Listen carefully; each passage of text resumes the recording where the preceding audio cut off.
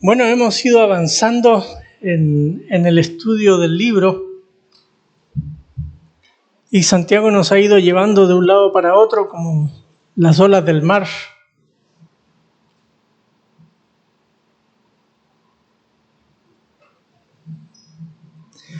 Les decía en la mañana, en el último bloque, que teníamos estos dos textos, 4:13 al 17 y 5:1 al 6, con una unidad literaria que comienza ambos párrafos con la frase oíd ahora, traduce mi versión. Age nun, dice en griego. Y ambas tienen una advertencia. Les decía que la primera es una advertencia menos severa y la segunda es una advertencia más severa, pero ambas son severas, de todos modos, solo que una es más que la otra. La primera la estudiamos al final de la sesión anterior, sobre la vida financiera del sabio se alinea a la voluntad de Dios, consciente de la fragilidad humana. Sí, eso es importante pensar en eso, y creo que fue una buena reflexión. Estuvimos pensando y meditando, conversando en torno a eso. La segunda es una de las más famosas, quizás, de las intervenciones de Santiago. La gente recuerda este capítulo por estos versículos.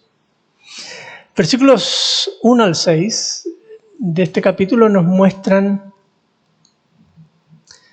que Dios sí está presente.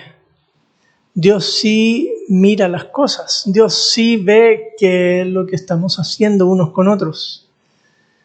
Dios sí está presente y eso da esperanza. Pensando de nuevo en las tres audiencias, un creyente pobre, imagínense, que lleva varios meses sin recibir nada de dinero de la persona con la que trabaja, de repente llega esta carta de Santiago y oye este pedazo. ¿Cómo piensan que reaccionaría él? ¿No? Con alegría, con esperanza, con al fin alguien se atrevió a decir lo que llevo pensando, ¿no? Gracias, hermano Santiago, por pensar en esto y darnos fuerza.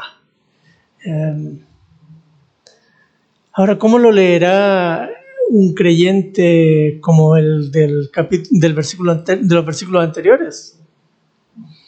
Que pues se fue un año, pero no dejó dinero para pagarle a sus trabajadores en el puesto local. Espérense, creo que tengo que hacer unas correcciones, ¿no? Porque el texto lo mueve a corregir cosas.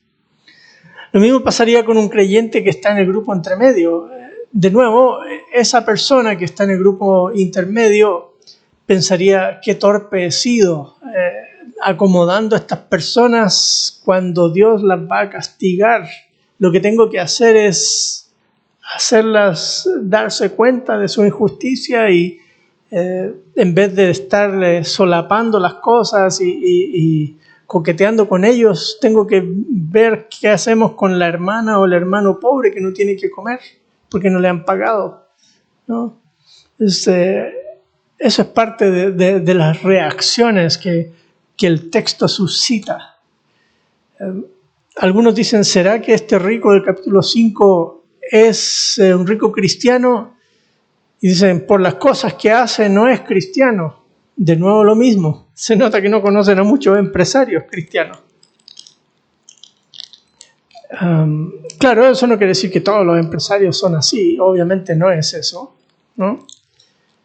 Pero de vez en cuando uno se topa con personas así.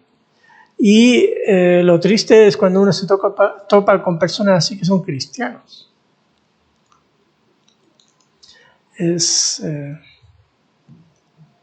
Me acuerdo que un día conversando con ni siquiera era dueño de empresa, él es un gerente de una empresa de transportes Y me decía, no, es que si yo no hablo así con ellos, se me suben por el chorro y no obedecen y hay que ser mal hablado y amenazante. Y dice, pero no entiendo, o sea, eres creyente, ¿no?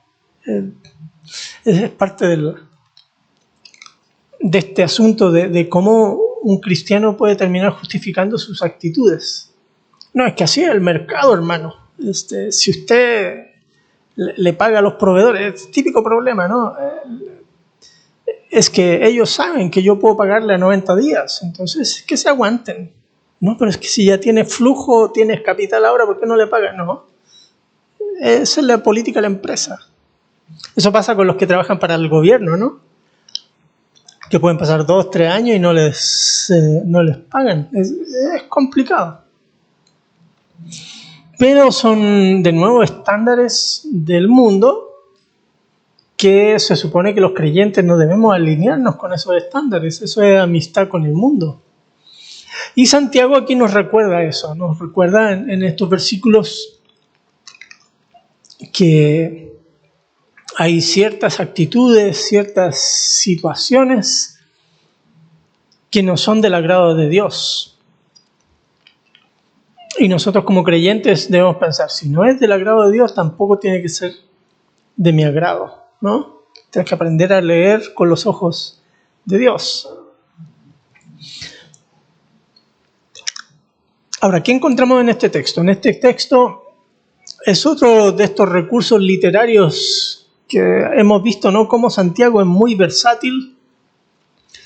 Ha tenido conversaciones con personajes imaginarios, ha hecho preguntas por todos lados, ha hecho símiles con la naturaleza, como somos niebla, ¿no? Ha citado el Antiguo Testamento, ha hecho montones de cosas con tal de comunicar lo que él quiere enseñarle a estos hermanos a quienes él escribe. Y en este caso lo que él hace es imaginar un juicio, un tribunal, donde hay un juez, donde están los acusados, donde están los testigos y hay una sentencia. Ese es el dibujo aquí. Y el juez, ya vimos, ¿no? Dios es el dador de la ley y juez, así que el que es el juez aquí es Dios. Se le llama el Señor de los ejércitos. Él es el juez. Veamos aquí entonces los personajes. Interesantemente, el versículo 1 arranca con la sentencia. Con la sentencia de una vez.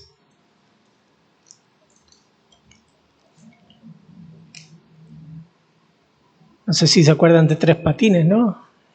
Que venga la sentencia.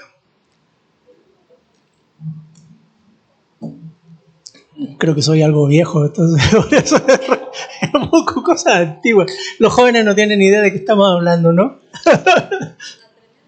La tremenda corte, sí. Versículo 1. Oíd ricos ahora, llorad y aullad por las miserias que os vendrán sobre vosotros. Parte de una vez con la sentencia. Lo que ustedes hicieron no estuvo bien y Dios los va a condenar. Por eso deben lamentar. Vean que este lloro aquí del versículo 1 es distinto al lloro que habíamos visto en el versículo 9 del capítulo 4. 4:9 es un lloro de arrepentimiento que evidencia el arrepentimiento. Este lloro es ya del castigo inevitable, del que nunca se quiso arrepentir. Es otro llanto. Es un llanto que implica aullar por las miserias que os vendrán. Aquí no son los proletarios que están tomando las calles y conquistando. No, es Dios el que está ejecutando la sentencia, ¿no? En el juicio en que Dios vendría para vindicar a los justos y castigar a los impíos. Recuerden que al principio de Santiago 1 se decía que el hermano humilde debía gloriarse en su alta posición, en su exaltación. En cambio, el rico en su humillación, una humillación que tiene un componente presente y un componente futuro. en este capítulo estamos hablando de ese componente futuro, en que Dios va a castigar a estas personas por las injusticias que han hecho contra otros. Y comienza de una vez dando la sentencia. Oíd ahora, ricos, llorad y aullad por las miserias, que vienen sobre vosotros. El texto no deja espacio de arrepentimiento, pero eso no significa que las personas no puedan, al oír este mensaje, decir, wow, espérate, no quiero irme por ese camino, me voy a arrepentir. Es un efecto retórico muy fuerte, muy confrontativo. Veamos los testigos aquí de las evidencias, ¿no? Vuestras riquezas se han podrido y vuestras ropas están comidas de polilla. Tienen tanto que su ropa se enmohece. Tienen tanto que sus riquezas se pudren. Es tanto así, versículo 3 dice que vuestro oro y vuestra plata se han enmohecido. ¿El oro no se enmohece? Pero retóricamente hablando, Santiago estaba diciendo, tienen tanto que se llena de moho. No sé si ustedes tienen ese tipo de problema aquí en Hermosillo, porque es un lugar muy caliente y seco, ¿no? Pero en zonas montañosas o aquí mismo en el sur de México hay zonas muy húmedas que si uno se descuida se le llenan de moho las cosas de manera rápida, cosa de una semana ya está todo enmohecido. Y aquí es la abundancia tan grande que tienen que no le dan movimiento, ahí está quieta por años y se enmohece, ¿no? Ahora su moho será un testigo contra vosotros. Vean aquí en la figura del tribunal aparece este testigo testificando en contra de la persona. Y lo que testifica contra ellos es el moho de su riqueza. Y consumirá vuestras carnes como fuego. Es en los últimos días que habéis acumulado tesoros. Vean de nuevo esta descripción escatológica, ¿no? Es el final de los tiempos y Dios ha venido a ejecutar sus juicios. Y toda esa acumulación que tuvieron estas personas es para este juicio que Dios está ejecutando contra ellos. ¿Se acuerdan del Señor Jesús cuando cuenta de este hombre necio que dice, oh alma, edificaré más graneros para que tengas? Y dice, necio, ¿no sabes que hoy van a venir a pedir tu alma? ¿Sí?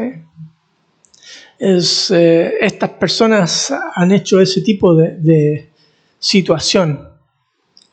No es la riqueza en sí el problema, es la acumulación desmedida y egoísta de la riqueza el problema.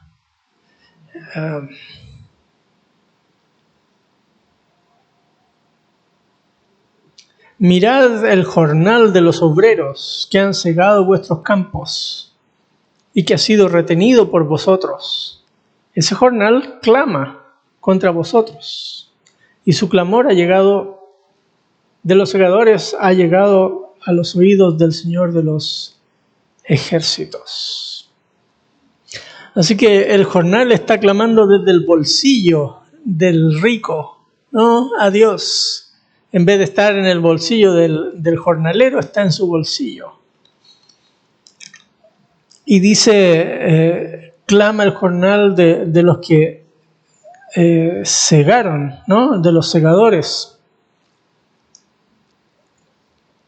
No sé qué tipo de cosechas haya por aquí en esta zona, pero hay cosechas que pueden durar 2-3 meses y la gente en el primer siglo esperaban que al final de la jornada se les pagara. ¿Recuerdan que Jesús cuenta una historia así?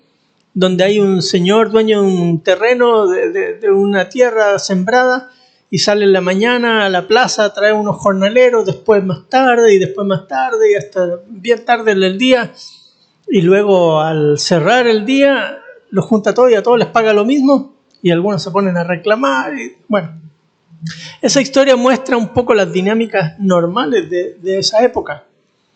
Los jornaleros trabajaban junto a los esclavos de estos terratenientes y se les pagaba al final del día lo que había convenido por el pago, que normalmente era un denario, ¿no? Pero aquí pasaron meses, las personas levantándose con la esperanza que ese día les iba a pagar y no les pagó. Bueno, ¿quieres que te pague? Ven mañana entonces, si no vienes mañana no te pago nada. Y así los tuvieron por meses, ¿no? Esa es la injusticia tremenda que está describiéndose aquí, de personas que dependían de ese dinero para poder comer. Así que es posible que el hermano pobre o la hermana pobre que no tiene ropa, que no tiene comida, en el capítulo 2, sea alguno de estos jornaleros, que no le queda otra, está como obligado a ir esclavizado al lugar para por lo menos tener algún tipo de comida durante el día, pero nada que llevar a su casa. Y estas dos cosas están siendo testigos en contra de ellos. Por un lado, la acumulación desmedida de riquezas. Por otro lado, la injusticia de retener el pago de los salarios de los jornaleros. Y dice que ha subido a los oídos del Señor de los ejércitos. El Señor de Sabaoth, dice literalmente en griego. El Señor de Sabaoth. Así dice Castillo Fuerte, ¿no? El himno, Castillo Fuerte, en una de sus estrofas. El Señor de Sabaoth. Sabaoth es ejército plural en griego, perdón, en hebreo, ejércitos. Y es una frase típica de Isaías, por cierto. Y Dios, como el Dios de los ejércitos, implica el Dios justiciero, el Dios que tiene el poder de ejecutar su justicia. Ese es el Dios que está oyendo el clamor. No es un viejito bonachón tipo Santa Claus ahí sentado viendo qué le va a dar a las personas porque se portaron bien, ¿sí? Es un Dios con la espada desenvainada que está por venir a juzgar a estas personas. Es a ese Dios que está apelando Santiago. Y estas personas no han sido leales con Dios. Ahora, imagínense un creyente que está haciendo ese tipo de cosas. Se debe sentir incómodo, arrinconado, ¿no? En el texto, leído en la congregación. Ahora, si son no creyentes haciendo esto con los hermanos, ese nunca va a oír el texto, porque se leyó en voz alta en la comunidad de creyentes, no en el campo donde vive el hacendado. Por cierto que Tabaré me mostró el otro día, ahí al lado de esa iglesia, el bosque de encinos ese, y me contó un poco la historia del lugar. O sea, acumulación de riquezas. Los políticos no han cambiado mucho.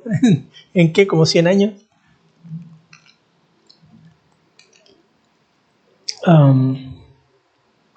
Hay personas que piensan que esa es la manera de enriquecerse a costa de los demás. Pero no solo eso, fíjense que el versículo 5 habla de otra actitud más. Dice: habéis vivido lujosamente sobre la tierra y habéis llevado una vida de placer desenfrenado. Habéis engordado vuestros corazones en el día de la matanza. Una frase que viene de Jeremías, probablemente, ¿sí? Estas personas tienen festines tras festines. No sé si a ustedes les pasa, pero si uno tiene, sobre todo como dicen algunos, ¿cómo es la cosa?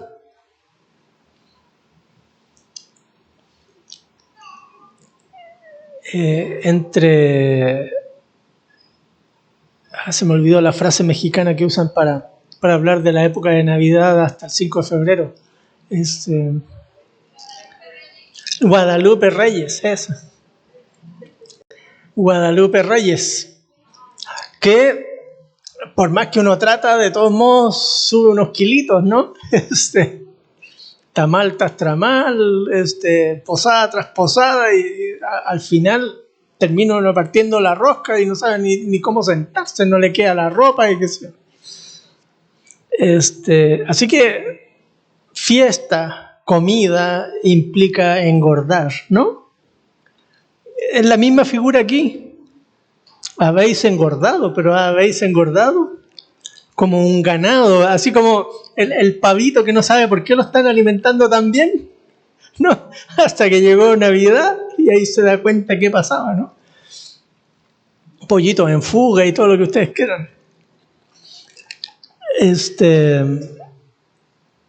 Es la misma figura aquí, han engordado, pero para el día de la matanza, como si fuera, engordaron para el sacrificio, solo que aquí el día de la matanza evoca el juicio de Dios para destrucción de las personas. Vean qué sutilezas de una ironía, un sarcasmo, no sé cómo llamarlo, en el que Santiago está jugando, ¿no? Ustedes han vivido una vida de lujos, se han engordado, pero engordado para la matanza, ¿no? O sea, estas personas han acumulado riquezas a costa del salario de las personas para vivir una vida totalmente autoindulgente sin compartir con las necesidades del otro. Qué triste descripción del mal uso de las riquezas, de los bienes materiales. Y Santiago en el libro ha venido diciendo a los hermanos que lo poquito que tengan debe ser usado también para compartir con el que necesita. Y estas personas tienen mucho y no lo están compartiendo. Aquí no es Robin Hood el asunto, ¿no? Es este extremo de injusticia que la riqueza en sí no es el problema, sino las actitudes asociadas a esa riqueza. La acumulación desmedida a costa de retener el salario de las personas y viviendo una vida de indulgencia que es como contradictoria con eso.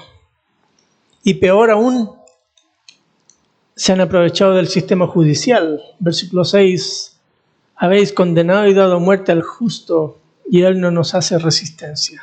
¿Sí? No tiene cómo. Recuerdan que ya en el capítulo 2 dijo que estos ricos arrastran a las personas a los tribunales. Es posible que Santiago tenga en mente alguna de estas figuras, ¿no? de acaudalado, que, usted se quiere meter conmigo, va a ver lo que le va a pasar. No necesita la persona matar a alguien, sino que termina muriendo por causa de estar en la cárcel y otras cosas, ¿no? Eso es lo que le pasó a esta persona descrita aquí de manera genérica como al justo. Él no nos hace resistencia porque, claro, ¿qué va a poder hacer ante un sistema que funciona así? Con amiguismos y el que paga primero es el que recibe el beneficio judicial. Todo eso era muy común en el mundo greco-romano y Santiago está explotando estas figuras aquí muy terribles de injusticia tremenda. Pero en el tribunal de Dios eso no cuenta. Dios es justo y Dios los juzgará. Por eso comenzó el versículo 1 con la sentencia. Ya está dada.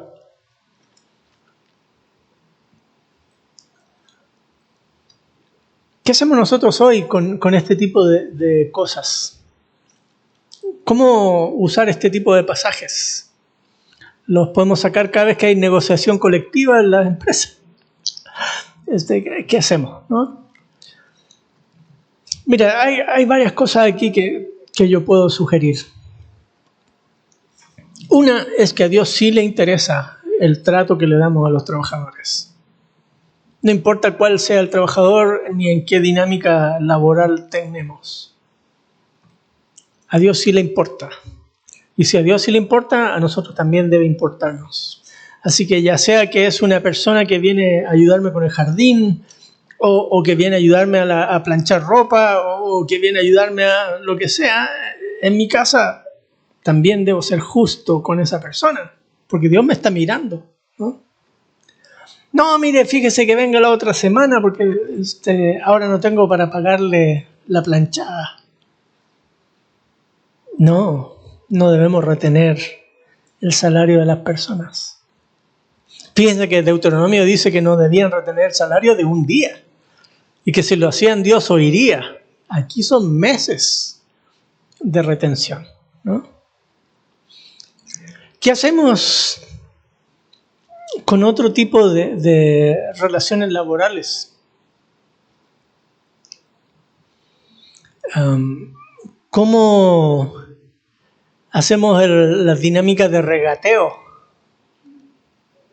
¿Hasta dónde mi regateo puede ser injusto y llevar a la pobreza al vendedor? No, muy caro, no sirve.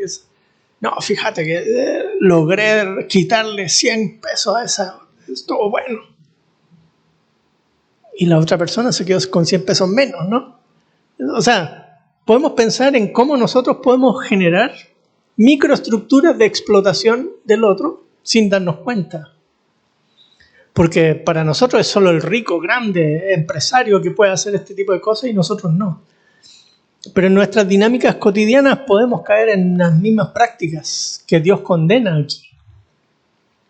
O que hacemos, no sé si funciona ese tipo de cosas aquí en Hermosillo, pero en Guatemala es súper común las tiendas de venta de ropa usada. Y tan baratas que están matando a la industria textil local, ¿no? Porque ¿quién puede competir con una camisa de 50 centavos de dólar? Pero las personas ahora que tienen al alcance de su bolsillo cosas empiezan a acumular ropa, ¿no? Porque pues es barata ahora la ropa. Pero sigue habiendo gente necesitada y yo con un closet lleno de ropa, ¿no? Se me muece la ropa, se me apolilla la ropa. Y a Dios no le gusta eso. Dios quiere que nosotros tengamos un corazón generoso y compartamos con las personas. Detalles importantes del proceso que debemos aprender a cultivar.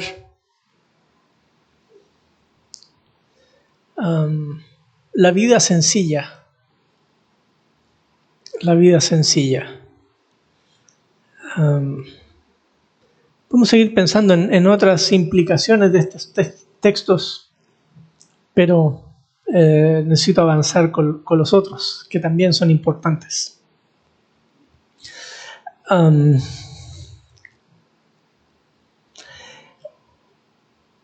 Hasta ahí llega esta sección, la sección de las cuestiones financieras, hasta el versículo 6.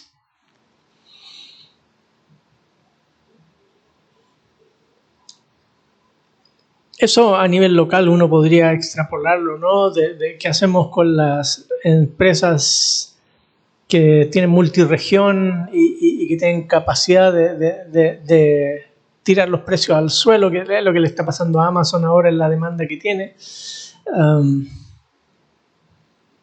¿Cómo pueden ser empresas justas con los microempresarios que venden a través de sus páginas, pero son obligados a poner los precios más bajos para que Amazon pueda ganar más? Y ellos quedan muchas veces operando bajo el costo o al límite del costo. Difícil, ¿no?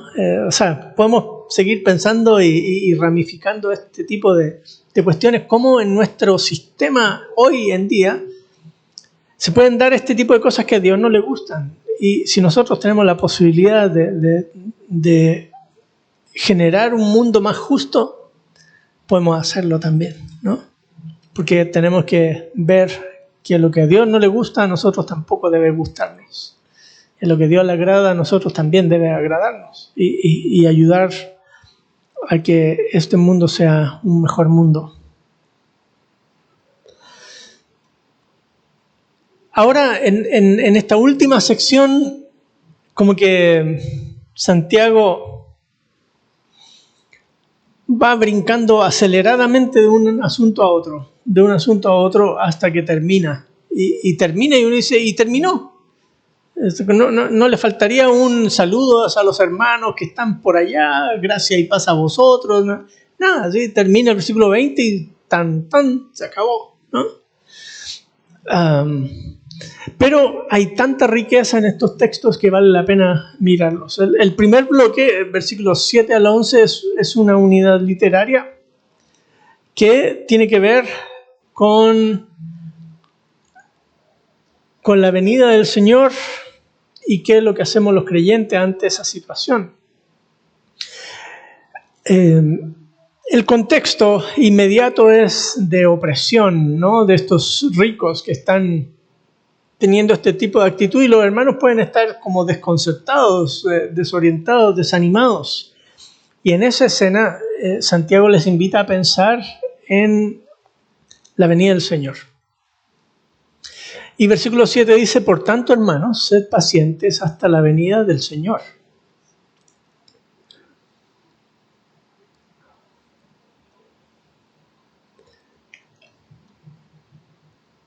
En el versículo 8, por si eso no les quedaba claro, dice al final del 8, porque la venida del Señor está cerca. En el versículo 9 es el juez que está a las puertas.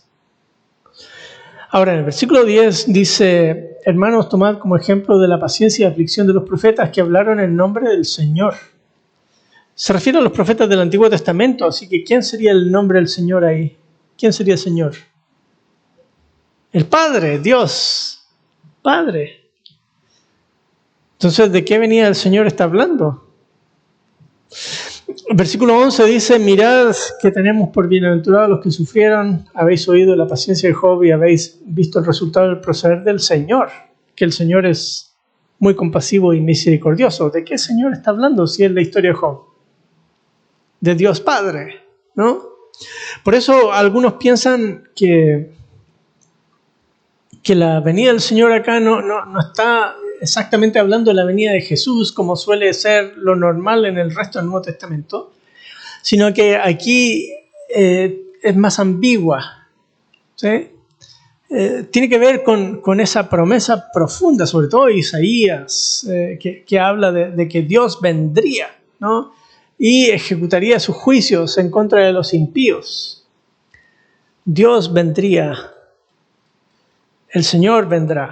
Es una y otra vez en Isaías, sobre todo la segunda parte y tercera parte del libro, el Señor vendrá y traerá justicia a Sión. Y claro, sabemos en el Nuevo Testamento que Dios viene a través del Mesías y Jesús viene por segunda vez, ¿no? Para precisamente esto, para juzgar a los impíos y vindicar a los justos. Así que la venida del Señor aquí no es simplemente que el Señor viene, sino que el Señor viene y por lo tanto el juicio viene. Y también la vindicación. Y eso da esperanza, sin duda, ¿no? Estamos en medio de esta actitud de los ricos que están actuando de una manera impía, y el Señor viene. Y es en ese contexto entonces que Santiago invita a los hermanos a ser pacientes. Sed pacientes hasta la venida del Señor. ¿Pero qué tipo de paciencia? Vean que no está hablando de la paciencia resignada. No está hablando de resignación aquí. No está hablando de ni modo, ¿qué le vamos a hacer? Bueno, esperemos aquí, sentémonos que el Señor ya viene. No es esa paciencia, es otro tipo de paciencia. El mismo versículo 7 dice: mirad cómo el labrador espera el fruto precioso de la tierra, siendo paciente en ello hasta que recibe la lluvia temprana y la tardía. ¿Cómo son los agricultores pacientes? ¿No hacen nada?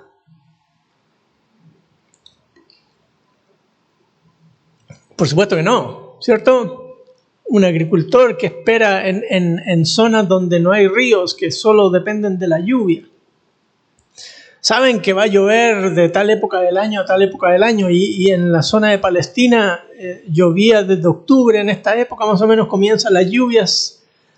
Octubre, noviembre, por ahí había un pequeño receso, y luego marzo, abril volvía a haber otra ronda de lluvias. A la primera se le llama temprana y a la otra se le llama tardía, ¿no?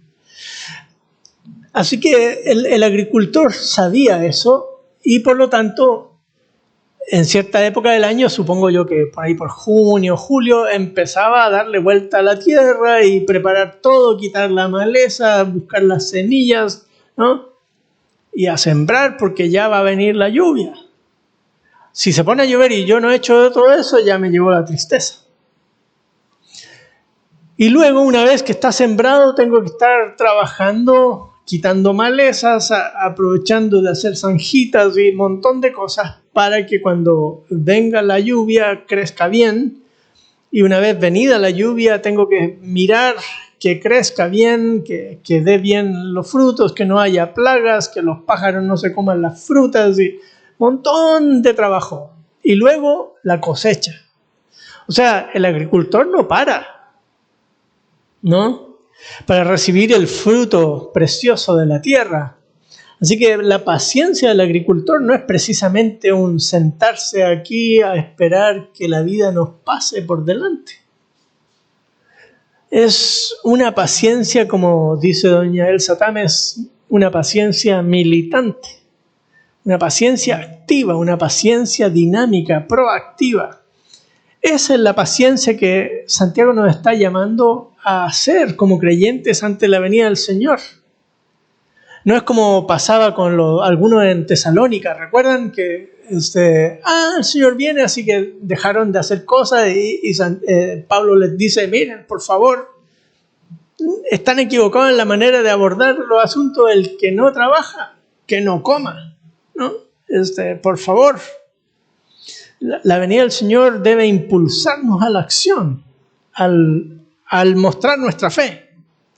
Santiago nos está llamando entonces a ser pacientes, una paciencia militante, una paciencia que trabaja, una paciencia que lleva a mostrar esa fe en el obrar, sobre todo en el caso de Santiago, en ser sensible a las necesidades del desvalido, a cuidar a la viuda, al huérfano, a los pobres, a actuar,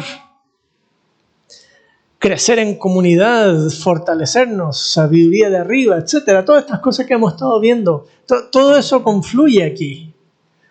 Sed pacientes. Por eso en el versículo 8 dice: fortaleced vuestros corazones.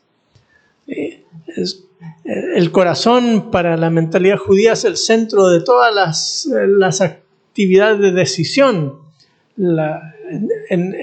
Si estuviésemos escribiendo nosotros, diríamos fortalecer vuestro cerebro, ¿sí? Porque ahí es donde nosotros conceptualizamos la toma de decisiones, etc. Fortalecer implica tener ánimo, ¿no? Tener perseverancia, paciencia en medio de las circunstancias adversas. Porque el Señor ya viene. Así que pensar en la venida del Señor debe motivarnos a seguir siendo aguantadores de las circunstancias adversas y dando el testimonio de Dios y su justicia. Eso es el llamado de Santiago. Por nada es una resignación, un sentarse a esperar que las cosas pasen porque ni modo, bueno, ¿qué le vamos a hacer? Lo bueno es que el Señor ya está por venir, así que bueno. No. Santiago no hace eso. No nos está invitando a esa actitud. Pero hay peligros, ¿no? Porque en medio de la adversidad y las situaciones difíciles, a veces la tendencia entre nosotros es echarnos la culpa al uno al otro. No, es que tú tuviste la culpa. Es que ¿por qué vinimos? Mejor no te hubiese hecho caso. Y ahí estamos, ¿no? Por eso quizás Santiago les dice, no os quejéis unos contra otros, para que no seáis juzgados. Mirad, el juez está a las puertas. Y claro, ya se nos había dicho en el capítulo 4 que Dios es el juez, ¿no? Dios está ahí para juzgar. Y se nos dijo que íbamos a ser juzgados por la ley de la libertad, ¿no? Así que el Señor está por venir. Nosotros debemos fortalecernos unos a otros, debemos ayudarnos, no juzgarnos, no quejarnos unos contra otros, sino tener esa actitud sabiendo que el Señor está ya por venir. El juez está a las puertas, está ya casi por venir. Y se nos invita a ser pacientes. Pero la paciencia a veces implica también sufrimiento, aflicción. Y por eso el ejemplo de los profetas es un buen ejemplo, porque uno piensa en profetas como Jeremías, ¿no? Que fue paciente, pero le implicó estar en la cárcel, implicó que lo llevaran a la fuerza de Egipto y ahí terminó sus días, ¿no? Lejos de la tierra que había comprado su primo. O Isaías, que la tradición dice que murió aserrado, ¿no? Es esa paciencia y aflicción que los profetas son un ejemplo y nosotros debemos imitarlos. Así que sed paciente hasta la venida del Señor no implica necesariamente que vamos a tener todo bien y no va a haber dificultades, ni persecución, ni hostilidad. Tenemos que ser perseverantes con el Señor. Nos da miedo, claro, porque hemos vivido un cristianismo sin persecución, ¿no? Pero déjeme decirle que hay creyentes hoy en día que sí sufren persecución. Hoy, 30 de septiembre 2023. Y nosotros pensamos que no, que eso va a ser en el futuro, cuando venga el anticristo y qué sé yo. No, ya está pasando con creyentes en otras latitudes y ha pasado a través de todas las generaciones de creyentes. Desde los días del Señor, ¿no? Pero nosotros debemos estar conscientes que esa dimensión también es posible. Y claro, darle gracias al Señor porque nos ha bendecido con un cristianismo tranquilo aquí. Pero incluso el cristianismo evangélico no siempre ha sido así tranquilo en México, ¿no? Recuerdo el caso de unos hermanos con quienes estuvieron mis padres trabajando allá en Chiapas con tzotziles y ellos les contaban cómo fueron desplazados por la persecución religiosa en contra de ellos. Y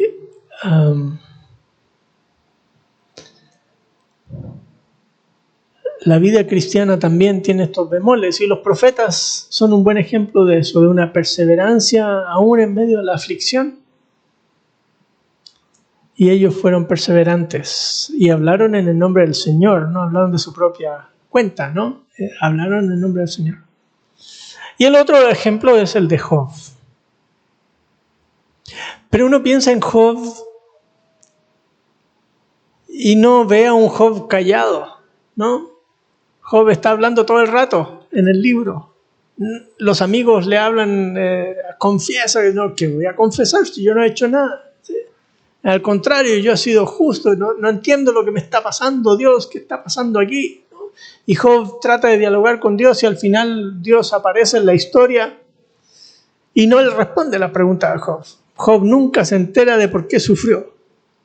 Dios nos dijo, no, ¿sabes lo que pasa? Es que hace unos meses atrás estábamos conversando con Satanás y me dijo que... No, nada de eso, ¿no? Pero Dios reconoció la justicia de Job y le dice a los amigos de Job, miren, Él es justo, Él va a hacer una oración por ustedes a mí, y así que acérquense a Él, ¿no? Entiéndanse con Él. Pero Job no se quedó callado. Es un poco como en los salmos, ¿no? Esos salmos de lamento que expresan sus emociones a Dios. Eso nos llena de confianza también. La paciencia del creyente no es quedarse callado, es poder con toda confianza acercarse a Dios y expresarle los sufrimientos, las situaciones que está pasando uno, con la confianza de que Dios sabe, Dios nos conoce y Dios va a actuar aunque nunca nos explique por qué está haciendo o permitiendo lo que vivimos, ¿no? Así que Job es un buen ejemplo aquí también de paciencia. Algunos autores dicen, no, es que este Job que se describe aquí no es el Job del Antiguo Testamento, sino es el Job del libro extrabíblico Testamento de Job, que es un Job resignado, que no dice nada, ¿no?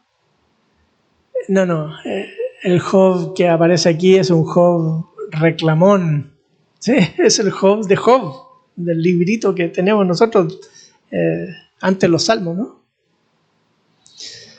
Ese Job.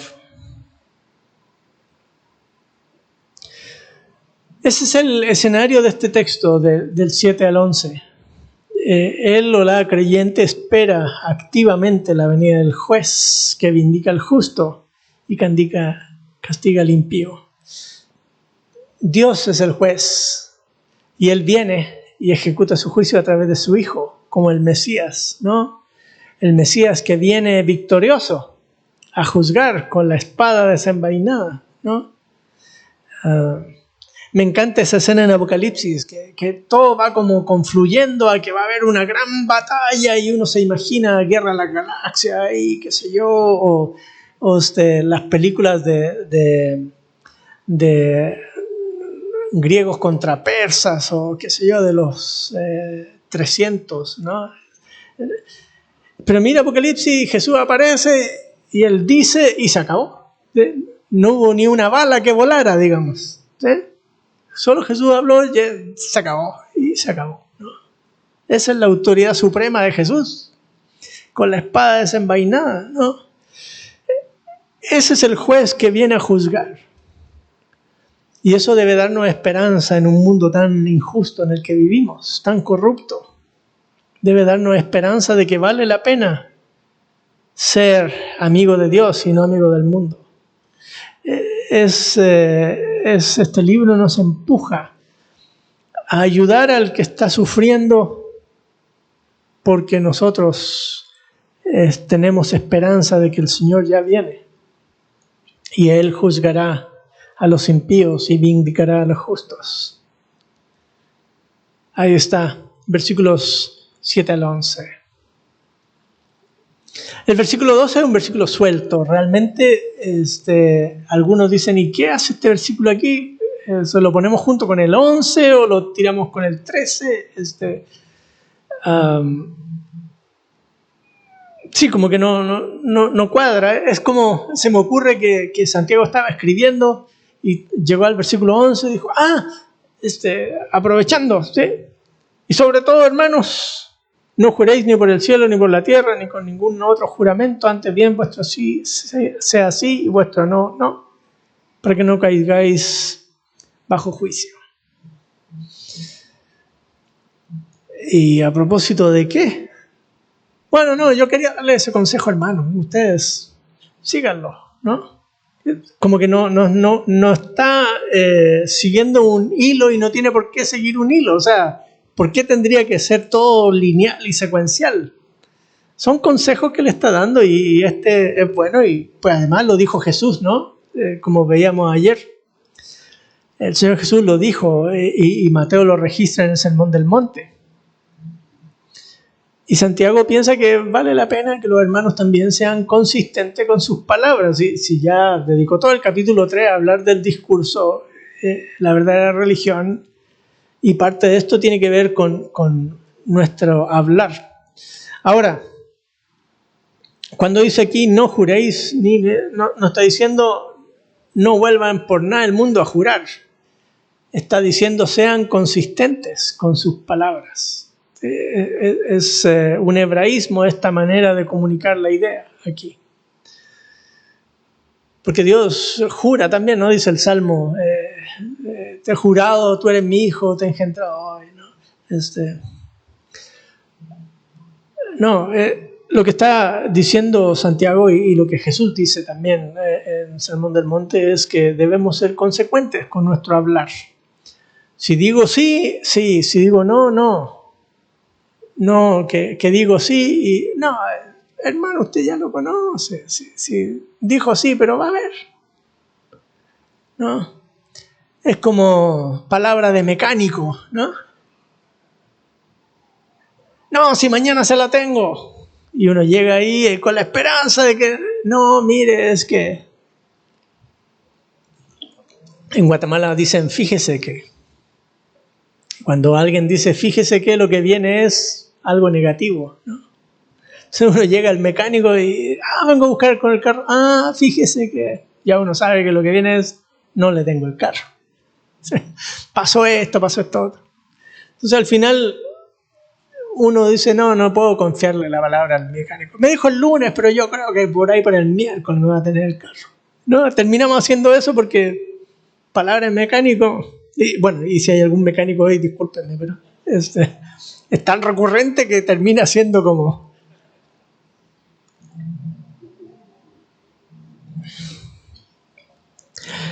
El ejemplo clásico. Tristemente uno puede pasar toda la vida y ser así, y de repente uno termina siendo así con la esposa, con los hijos, con los vecinos, con los amigos, y ya la gente no confía en uno. Porque uno dice sí o no y después quién sabe. Y Santiago nos está diciendo, no, espérate, parte del control del discurso es ser consecuente con lo que yo digo. Si digo sí, sí. Si digo no, no. Por eso no necesito jurar, porque el juramento es invocar a Dios como testigo de lo que estoy diciendo. ¿Sí? Mira, ahí te juro por Dios, ¿no? O como dijo una señora, te juro por mi mamita que está en el cielo. Bueno, ella dijo, te juro por mi mamita que está muerta. Y le han hecho chistes hasta el día de hoy, hay en una política en Guatemala. Entonces, el juramento es eso, invocar a Dios como testigo de que lo que estoy diciendo es cierto, pero si mi palabra es consistente, no necesito jurar porque soy consistente. Dije sí, no te preocupes, si tal persona te dijo que sí, va a venir, va a hacer todo lo que esté a su alcance, pero va a venir, va a aparecer. Quédate tranquilo. ¿Sí? Eso es lo que Santiago nos está llamando a hacer. Consistentes. No que no juremos, exactamente. El problema no es si juramos o no juramos. El asunto es si somos consistentes o consecuentes con lo que decimos que vamos a hacer. Eso es versículo 12. Luego, versículos 13 al 18, el eje temático aquí es la oración. La oración. Y vean que en versículo 13 se dice que haga oración. Versículo 14 se dice que los ancianos oren por él. En el 15 la oración restaurará al enfermo. En el 16 la oración eficaz del justo. En el 17 Elías oró. El 18 y otra vez oró. O sea, si no nos hemos dado cuenta que oración es la palabra central de estos versículos, no estamos leyendo bien, ¿no? La oración. Ahora, es importante la oración en la vida cristiana, ¿no?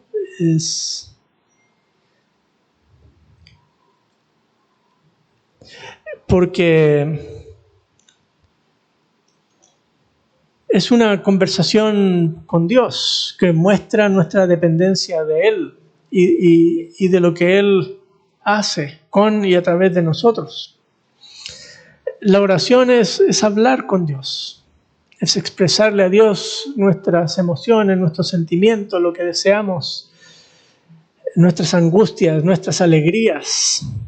Es conversar con Dios, no es reclamarle a Dios, no es un abracadabra donde puedo obligar a Dios a hacer lo que a mí se me antoja. No, Dios es Dios, ¿no? Y yo como su siervo me acerco a Él en súplica y en cercanía y en total dependencia de Él. En distintas circunstancias, fíjense. Versículo 13 dice, ¿sufre alguno entre vosotros? ¿No? ¿Qué tipo de experiencia y sufrimiento? Capaz que es una de las pruebas que aparece al principio. ¿Qué debe hacer? ¿Debe marcar el tal o llamar a fulano? No, ore. Ore, lo primero que debemos hacer es orar en circunstancias difíciles. Y si uno está alegre, es expresarle a Dios de otra manera, no es orar exactamente, pero también uno puede cantar, ¿no? Alabar a Dios con lo que hacemos, que cante alabanzas. ¿Está alguno entre vosotros enfermo? ¿Sí? De nuevo la dimensión comunitaria, ¿no? ¿Está alguno enfermo? Vea cómo sale. No. Llame el liderazgo de su iglesia, llame a los ancianos. Lo que busca aquí es, de nuevo, no viva solo la experiencia de sufrimiento. Busque su comunidad, viva la comunidad. Y el liderazgo de la comunidad representa al resto de la comunidad. Llame a los ancianos, ¿no? Y ellos oren por él ungiéndole con aceite. El ungimiento con aceite era una práctica sumamente común en el mundo judío del primer siglo. Aceite de oliva, ¿no? Súper común. Se ungían las personas como una muestra del poder sanador de Dios. El aceite en sí no sanaba, obviamente, ¿no? Dios es el que sanaba. Pero como a los judíos les gustaba ser muy gráficos en las cosas que hacían, el aceite representaba eso. Y ha sido una práctica de muchas iglesias también hasta el día de hoy, ungir a los enfermos para que el Señor obre sanidad. No es el ungimiento en sí el que trae sanidad, por favor, recuerden eso. ¿Sí? Aquí dice... orando en el nombre del Señor, ¿no? Y la oración de fe restaurará al enfermo y el Señor lo levantará. Es Él el que levanta, no el aceite, no es la oración, es Dios, ¿no? Pero nuestra oración, sobre todo el liderazgo de la iglesia, representa al resto de la congregación. Toda la comunidad está pendiente de ti y de tu sufrimiento. Y queremos identificarnos contigo en este sufrimiento, en esta enfermedad, ungiéndote con aceite, mostrando que es Dios el que obra, ¿no? Y ahora estamos en fe orando para que Dios en su voluntad te sane. Y dice que Dios obra. Claro, sabemos que no siempre la voluntad de Dios es sanar. En otras ocasiones la voluntad de Dios es mejor... Te podría sanar, pero mejor te quiero aquí conmigo, ¿no? Claro, nosotros no logramos entender eso porque amamos a las personas y quisiéramos que ellas estuvieran con nosotros. Pero debemos aprender a confiar en Dios. Y si es su voluntad de Él, claro, va a sanar, pero nosotros queremos la vida de la persona y por eso es que anhelamos y oramos con fe profunda en que Dios sí puede actuar. Pero no por eso vamos a manipular a Dios para que Dios esté obligado a sanar aunque Él no quería. Eso nunca va a pasar. ¿Sí? Es un poco problemático el tema de la oración de fe, ¿no? Que termina siendo como un abracadabra que está obligando a Dios a hacer cosas. No, la oración nunca obliga a Dios porque Dios es soberano, ¿no? Pero la oración de fe muestra nuestra profunda dependencia en Dios. Y Dios puede obrar en su voluntad. Y dice aquí que vemos en el nombre del Señor, no en nuestro nombre. De repente hay algunos predicadores por ahí que hacen campañas de sanidad y al final no es en el nombre del Señor. Lo que andan buscando es su propio nombre exaltado, ¿no? No, vamos con fulano porque él sí sana. No, él son, como dijo una vez el hermano Gigi Ávila, le preguntaron, mire, ¿y usted sana? No, yo no sano nada. Es Dios el que sana, dijo él. Fue muy sabio, ¿no? Muy sabio. Para los más jovencitos, Gigi Ávila fue un gran predicador puertorriqueño, ¿no? El Señor lo usó tremendamente. Y dice aquí, y si ha cometido pecados, le serán perdonados. Wow, qué enigmático esto, ¿no? Porque deja entrever que no siempre la enfermedad es por virus o por bacterias o por lo que sea. A veces es por pecado. El error nuestro es que a veces hacemos como los amigos de Job.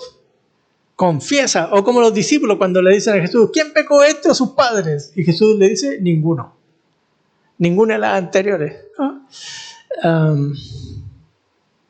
Nosotros debemos estar conscientes de eso.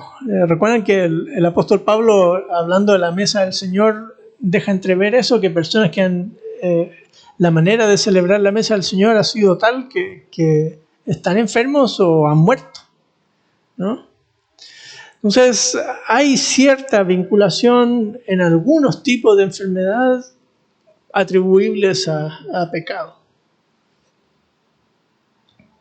Por eso, si hubiese cometido pecado, ¿no?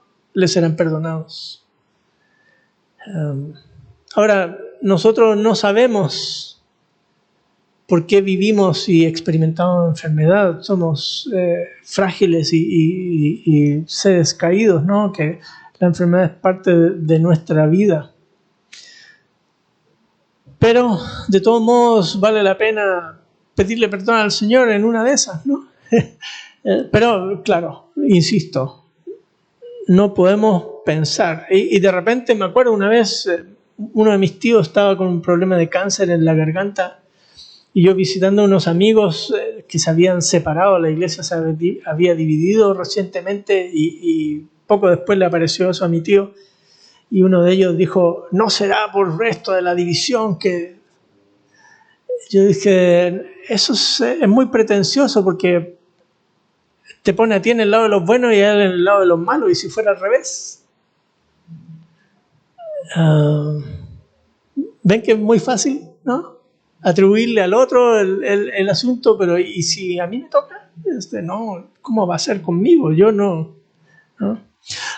Así que precaución con atribuir pecados a las enfermedades de los demás, porque eso solo lo puede saber Dios.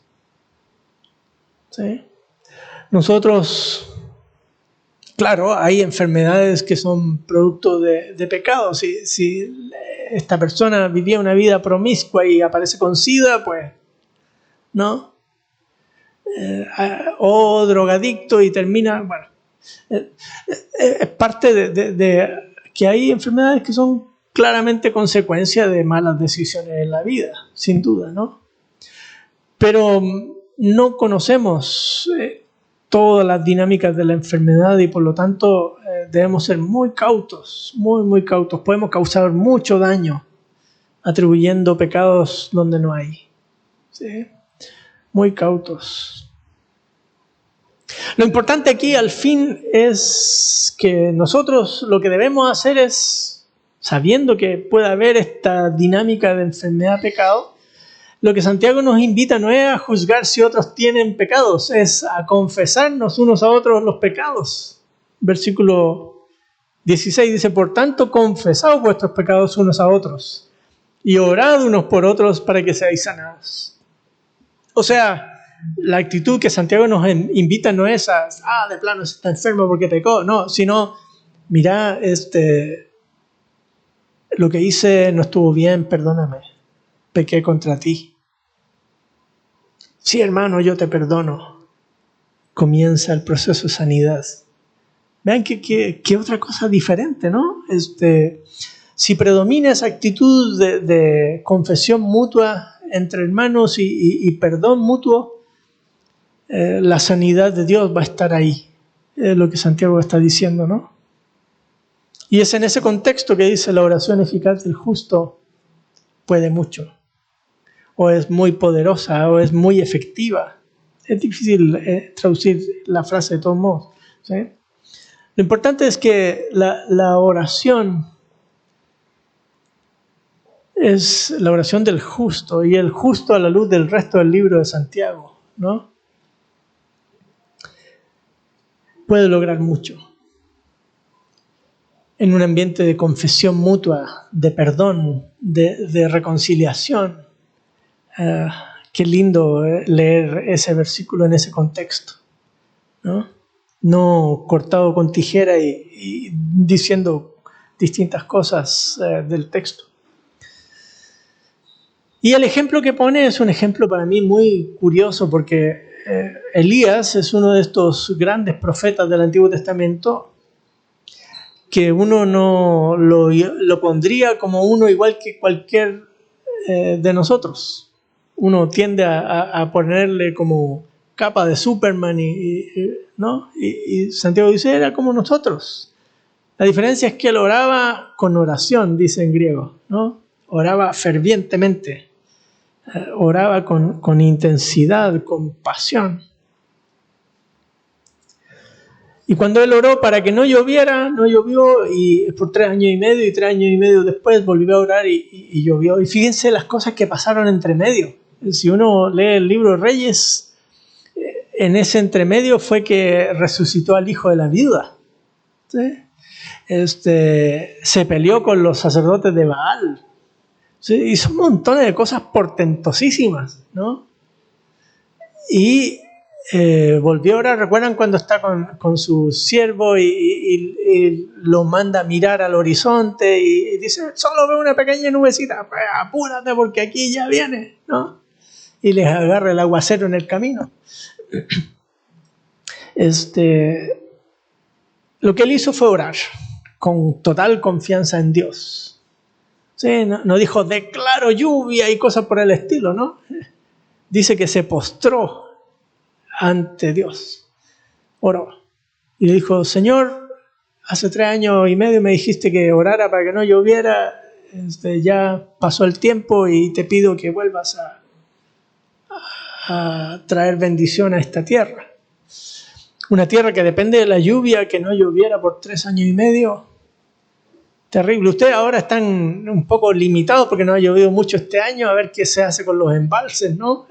Capaz que tienen que empezar a restringir el agua y prohibir regar las plantas o regar lavar los carros en la calle, no sé. Ese tipo de cosas que de repente por ahí en Estados Unidos también se hacen por lo mismo. Y la lluvia volvió, ¿no? Y la lluvia volvió. Y la tierra produjo su fruto. Así se invita también a nosotros hoy, como creyentes, a confiar en Dios profundamente y en nuestra comunicación con Él por medio de la oración. Eso es. Y los últimos versículos 19 y 20.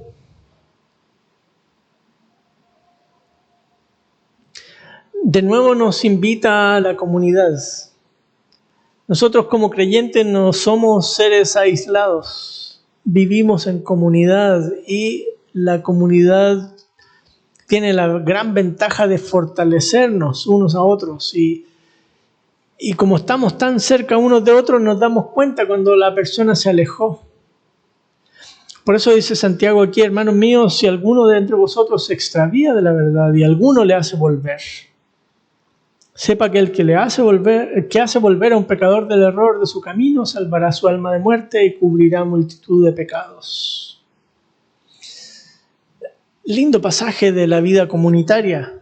De repente se aleja la persona y dice, bueno, ya no vino, ¿qué se le va a hacer? No, es un buscarnos, que vuelva a la comunidad, que esté aquí en la comunidad. Y si lo buscamos y aún así la persona decide rechazarnos, pues ya estuvo. Pero nosotros hicimos el esfuerzo. ¿Sí? Es como estamos pendientes como comunidad de hacer volver a la persona, porque cuando lo hacemos volver le evitamos muchos males, ¿no? Incluso de morir físicamente a la persona. y de evitarle que siga cometiendo pecados. Esa es la idea de cubrir multitud de pecados. ¿Sí? La persona, al volver a la comunidad, se libra de seguir haciendo cosas. Aquí no es hacerse el loco con los pecados de este que los está cometiendo, ¿no? Es que ahora que está de vuelta en la comunidad ya dejó de hacer ese tipo de pecados. Implicó el arrepentimiento del que venía hablando en el capítulo 4. ¿Sí? Hacer volver al pecador de su error, quiere decir lograr convencerlo de que estaba equivocado y que iba por un camino que no correspondía y tenía que volver al camino del Señor. Este camino de sabiduría. Y eso es lo que Santiago está haciendo. Está invitándonos a caminar en el camino de la sabiduría que él nos planteó desde el primer capítulo. Por eso cuando leemos ahí, si a alguno le falta sabiduría, pídasela a Dios. Y uno dice, bueno, sí, de repente me falta como un poquito, voy a ver si oro. Y no. Después, cuando llega uno aquí al final de Santiago, dice, no, de plano me falta un montón de sabiduría, ¿no? Tengo que pedírsela a Dios porque no me queda de otra, ¿no? Y lo voy a hacer con fe porque el Señor da abundantemente y sin reproche.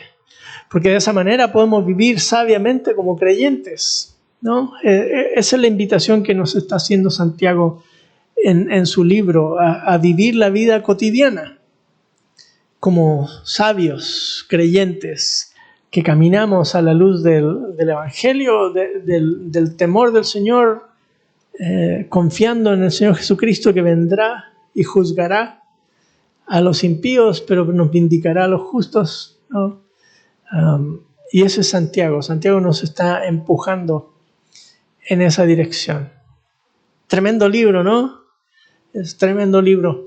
Santiago nos enseña muchas cosas y después del receso quiero reflexionar con ustedes un ratito en qué temas teológicos encontramos en Santiago. Ya que lo estudiamos completo, podemos pensar en algunos temas teológicos que son muy importantes, muy relevantes en el libro de Santiago, que nos ayudan a disfrutar y valorar un poco más también el libro. Son las 3:30, así que hacemos el receso